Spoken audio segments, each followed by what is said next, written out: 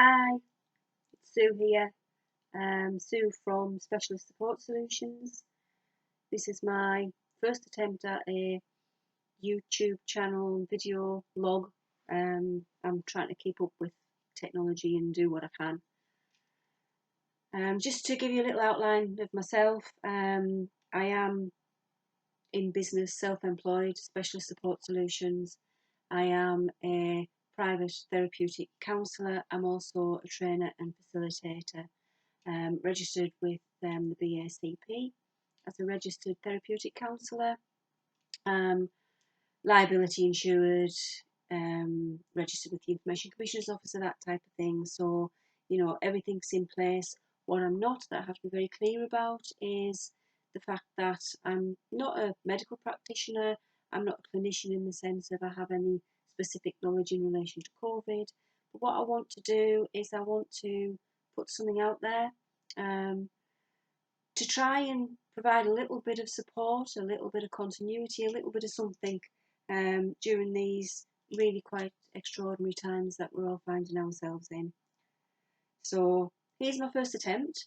I'm going to do probably a number of videos where I'll talk about specific things that are kind of my speciality, and some just generic things that I find useful. I believe in a holistic view of people, so for all I tend to try and get into people's heads and help them unpick what's going on for them. I also am a firm believer in the holistic person, so your external environment, what's going on inside your head, your heart, but physically as well.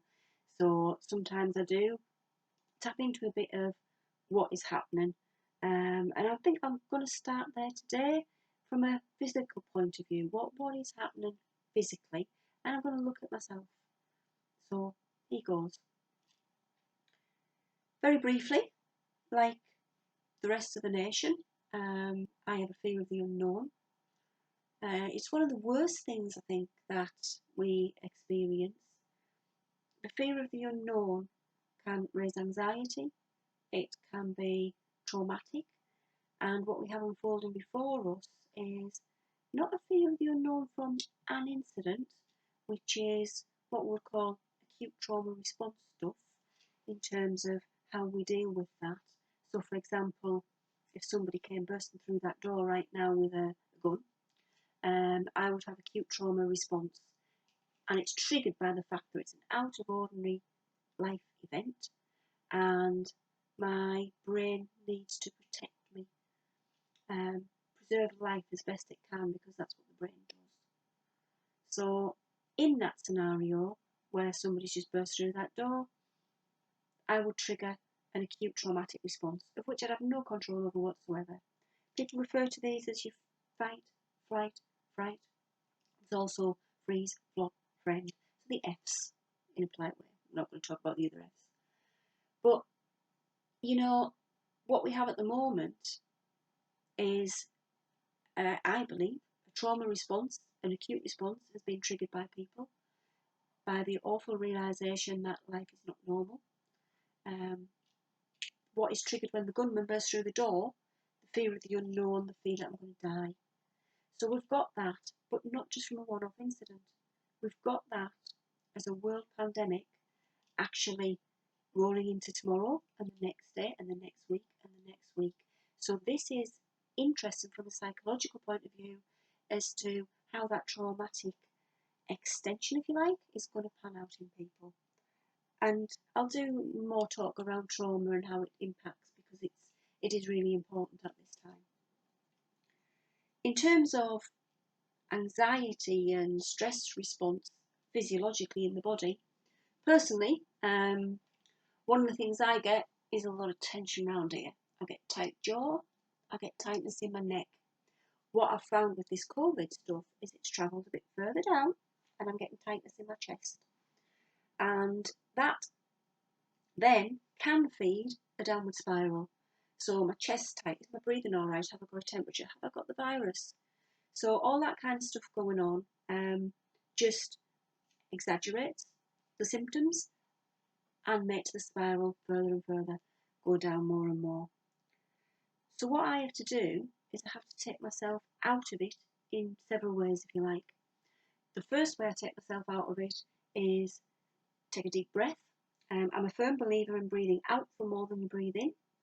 And what I often talk to clients about, and it's also something they do in singing practice too, is getting a better lung capacity, getting more oxygen in, but also getting it into a deeper level. So if you breathe in for 4, hold 4. Now I try and do 7 and out for 8. Some people might only manage hold for 4, out for 5. But in through your nose, hold, breathe out. So I'm going to just go through that in a breathe in for 4, hold for 4, out for 5, just to demonstrate it. But if you do it, try and increase bit by bit. So in through the nose for 4.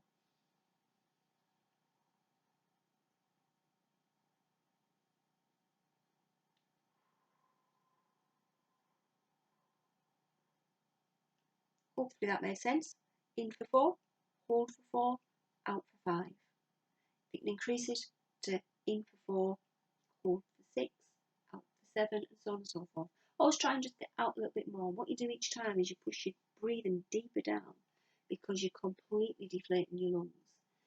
So what that does in terms of, it's a bit of a grounding technique. It regulates your breathing, it gets the oxygen flowing better around your body. But obviously we know that COVID also impacts on the lungs. So you're also exercising those lungs. So if you can do that regularly, it can help in a holistic way. The other thing to do, once you've got your breathing regulated and you feel a bit more relaxed, take a step back. You know, what is it that's triggering me? Is it because I've just watched the news? Is it because of this? Is it because of that? Distraction can help.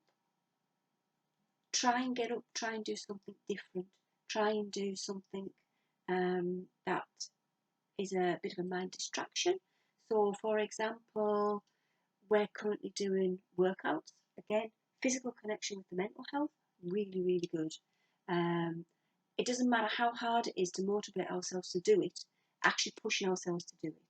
So within the current guidelines, if you're able to go and take a walk, go and take a walk. Try and get your heart rate up. Do a bit of brisk walking.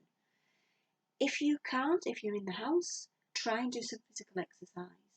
I will be linking up on future talks to some of the local connections that we've got. I'm very aware that Claire Thompson Pilates, hi Claire, is doing something online. I'm also very aware that Cheryl Laycock over at the Life Centre in Hartlepool is doing something. Hi Cheryl. So I'll try and do some links to those. But find them, seek them out, and give it a go. Force yourself, because it will make a difference. I'm going to leave it there for now, but I will come back regularly and hopefully with a lot of information that will help you. So from me, for now, in the summer house, goodbye.